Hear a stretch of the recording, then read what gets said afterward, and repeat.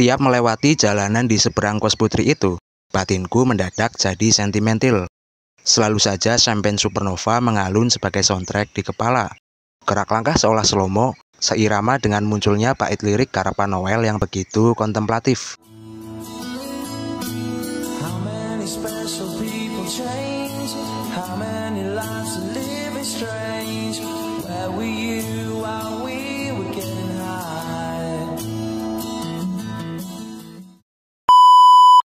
Balada rock sentimental berjudul Champagne Supernova merupakan track yang memungkasi album kedua Oasis yang dirilis tahun 1995, What's the Story, Morning Glory.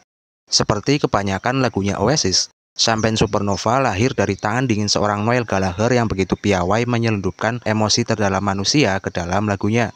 Lewat Champagne Supernova, Oasis mengajak pendengarnya untuk merenungkan segala hal yang dulunya pernah dikira untuk selamanya, namun nyatanya hanya sementara. Tidak sebatas merenung, lebih jauh dari itu, lagu ini juga merangsang kita untuk lekas menerima dan merayakan bentuk-bentuk baru dari momen atau peristiwa di dalam hidup yang telah mencapai klimaks akhiran.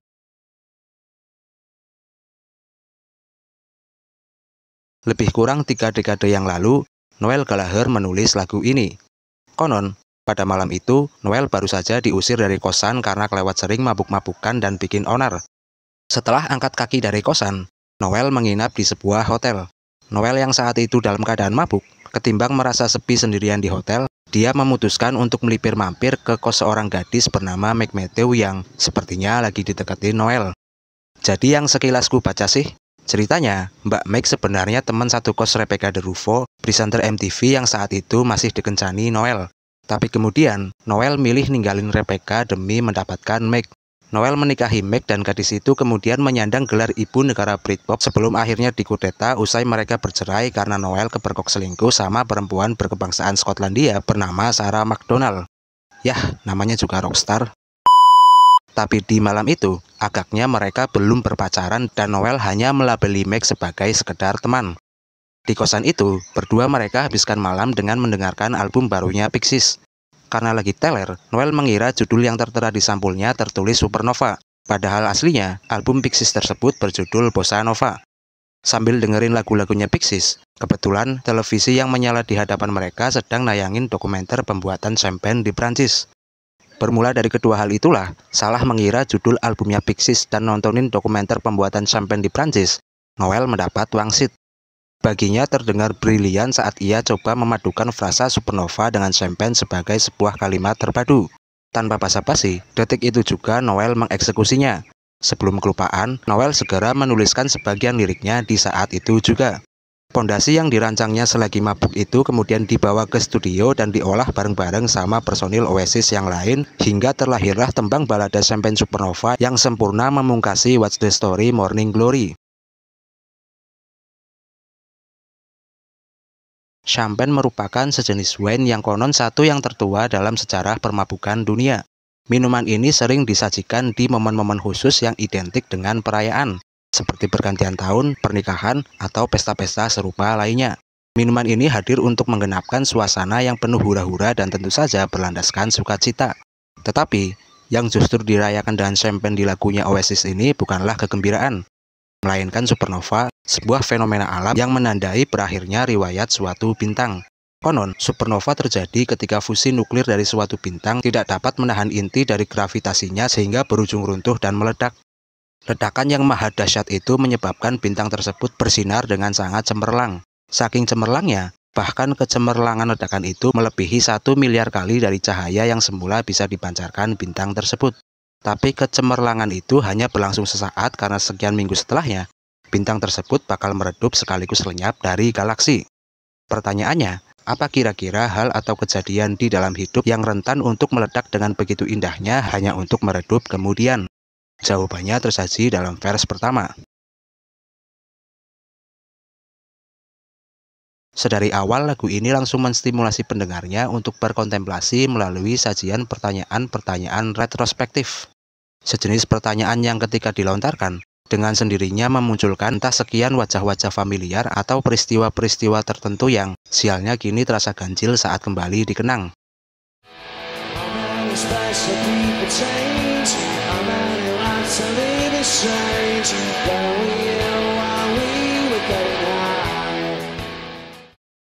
Seberapa banyak dari segelintir orang yang dulunya kamu istimewakan sebagai kita, kini jadi asing yang kau cukupkan dengan sebutan mereka. Lewat bait vers pertama, tampaknya si narator lagu lagi merenungkan orang-orang yang datang dan pergi di hidupnya, yang tak jarang, sebagian dari mereka mungkin takkan pernah kembali. Orang-orang bilangnya, people come and go, and may be back, but then she didn't come back and, ya and. Tapi Oasis katanya mau reunian sih.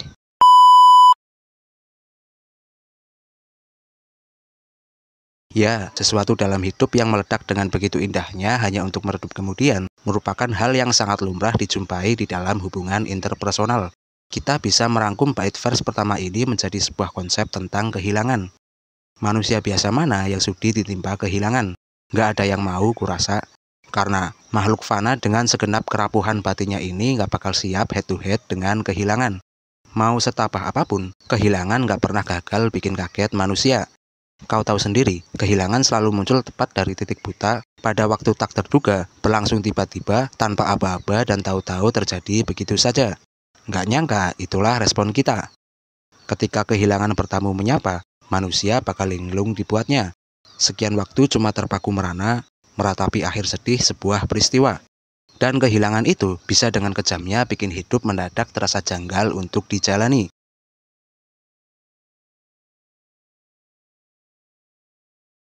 Bait lirik yang selalu ada di tiap vers berikut merupakan kalimat-kalimat yang ditulis Noel saat dalam kondisi mabuk.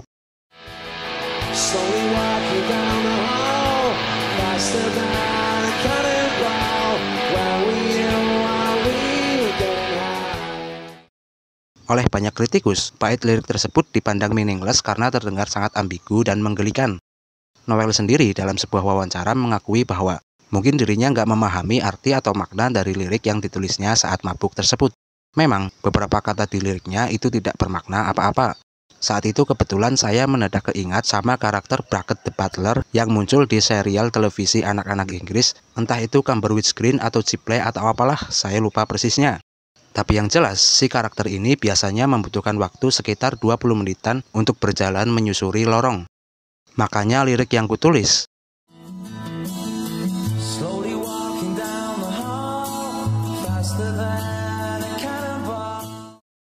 terus saya nggak nemu diksi lain yang seirama kayak Hole selain Cannonball.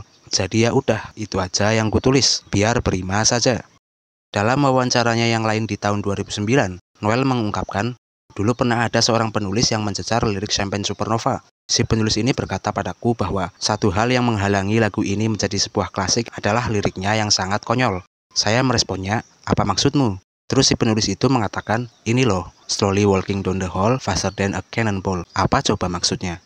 Lalu saya menjawab, nggak tahu, tanya yang mau tanya saya. Noel kemudian ngeskakmat si penulis itu dengan mengatakan, aku memang nggak ngerti artinya, tapi ketika lebih dari 60.000 orang menyanyikannya di sebuah pementasan, apa kamu pikir mereka nggak ngerti apa-apa? Men, lagu ini punya makna yang berbeda bagi setiap orang. Meski banyak diledek, majalah The Guardian justru menganggap lirik tersebut brilian dalam mendeskripsikan kondisi seseorang yang mungkin sempoyongan karena mabuk berat hingga akhirnya dia berjalan hati-hati menyusuri jalanan menuju pulang. Dan alasan si orang ini mabuk berat tentu saja biar bisa sejenak lupa sama peristiwa kehilangan yang baru dialaminya, yang mana itu terasa berat mengganggu pikirannya kalau lagi sadar.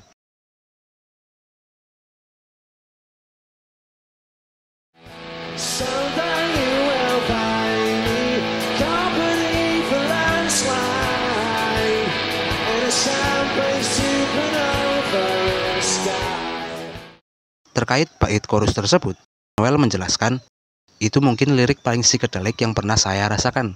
Dalam artian, bagi Noel, bait chorus ini maknanya bisa terasa berbeda menyesuaikan sama suasana hati orang yang mendengarnya.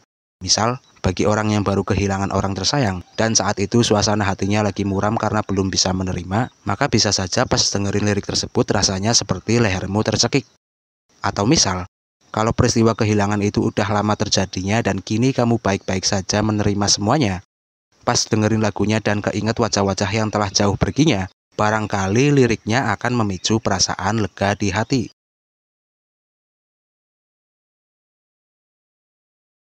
Vers pertama hanya menyajikan pertanyaan-pertanyaan retrospektif. Sementara verse kedua, Noel membuilding situasi saat di mana si narator lagu melontarkan pertanyaan tersebut. Suatu hari si narator ditinggal pergi orang tersayangnya, entah meninggal atau putus hubungan. Yang jelas, setelah kepergiannya dan dia kebangun dari tidurnya, yang pertama muncul di pikiran adalah wajah si orang tersayangnya. Lalu muram kembali datang ketika dia keinget lagi realitanya. Kisah indah yang dulu rasanya mustahil menemui akhir, realitanya kini dipastikan telah tamat.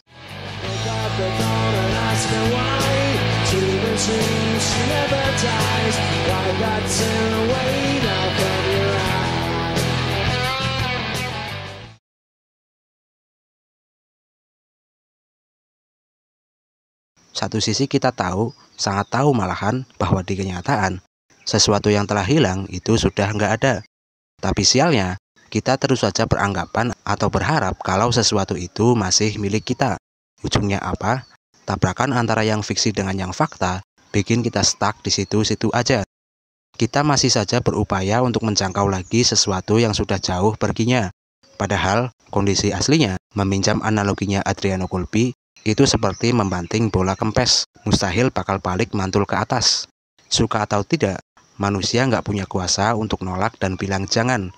Kehilangan adalah keniscayaan yang biar gimana pun menyangkal, tetap saja kedatangannya tak terelakkan. Kita mesti menerima itu sebagaimana adanya. Memang nggak menyenangkan, sama sekali nggak menggembirakan. Namun sejalan waktu setelah lewat semua itu, akan ada sesuatu yang bisa kita temukan. Sesuatu yang oleh banyak orang disebut sebagai hikmah. Dan iya, saya tahu, kata barusan terdengar klise.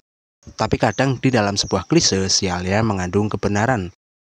Benar bahwa dalam hal yang kita kira paling buruk sekalipun, selalu ada hal baik sebagai tandemannya. Memangnya apa hal baik yang didapat dari sebuah kehilangan? Soal ini, biar masing-masing dari kita yang menemukan jawabannya melalui upaya paling personal dari waktu ke waktu yang disebut pemaknaan. Kalau saat ini belum nemu, ya sudah, mau lewat sujud atau ketidaksadaran yang dikondisikan, tangisilah dan resapi dulu perihnya.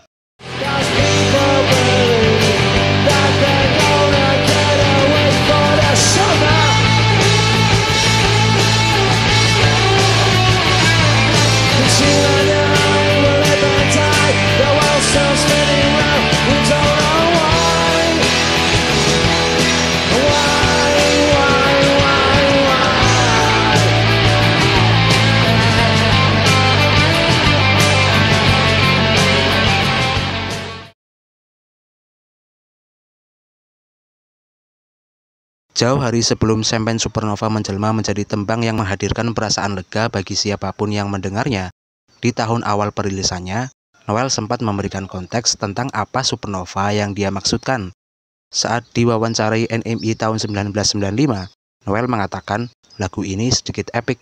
Ini tentang ketika kamu masih muda, mengagumi sosok-sosok ikonik dalam sebuah band yang kamu sangat yakin mereka adalah corong yang menyuarakan apa yang kau mau, tapi sialnya, tahu-tahu mereka bubar begitu saja.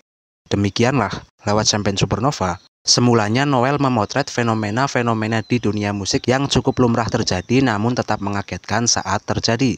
Ledakan bintang supernova yang sesaat bersinar sangat cemerlang untuk kemudian melenyap, merupakan analogi untuk fenomena bubarnya band-band yang lagi di puncak popularitas.